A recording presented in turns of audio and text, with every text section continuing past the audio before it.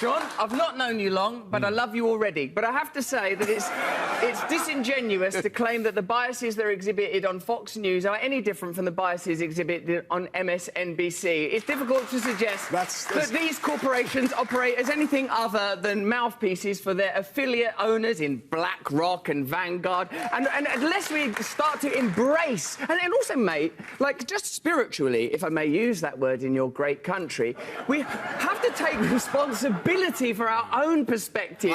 I've been on that MSNBC, mate. It was propagandist nutcrackery on there. I went on a show called Morning Joe. It was absurd the way they carried on. Good Morning Joe. Yes. Yeah, I don't know what it was. It wasn't morning. There was no one called Joe there. No one could concentrate. They didn't understand the basic tenets of journalism.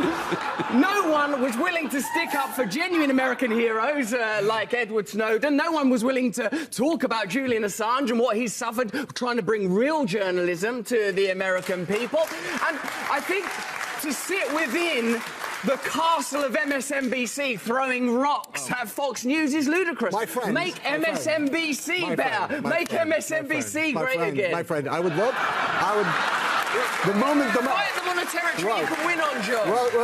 Russell, darling, the moment that you give me a specific example... An actual example. Okay, I'll give you one. Wait, just wait. Wait, Just we need a specific example. How about a specific... Let me tell you what the specific example I'd like to hear of. I'd like to hear a specific example, a provable specific example of an MSNBC correspondent or anchor being on television, saying something they knew was false, and we're saying behind the scenes to people, I'm about to go out, and we know that the election wasn't stolen or something equivalent. But I will go out on television and say the opposite. I will lie. When's my answer? Just give me the specific example. I understand the basic point. Give me a specific example. All right. I'm with you. I think it's a false equivalency, Russell. No, it's not. That's your own bias. It's not about bias. It's a false equivalency because you don't actually know anything about any of these organizations you're talking about. Even on MSNBC once. Big fucking deal. My darling, it was more than enough.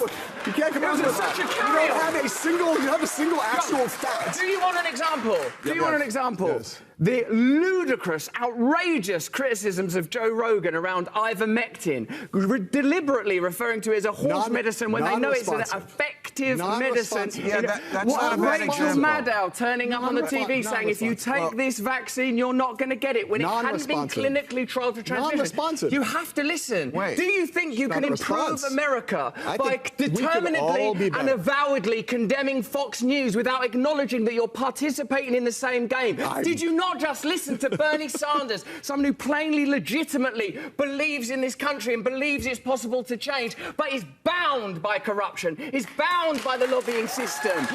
Surely it's clear to you, Bill, as one of the great pundits and experts and comic voices, that systemic change is required. Money has to be taken out of politics. We need new political systems that genuinely represent ordinary Americans so that we can overcome cultural differences.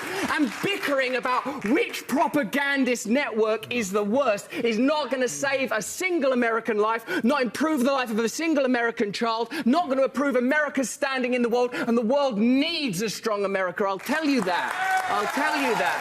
So you have an obligation, a duty, not to condemn these people.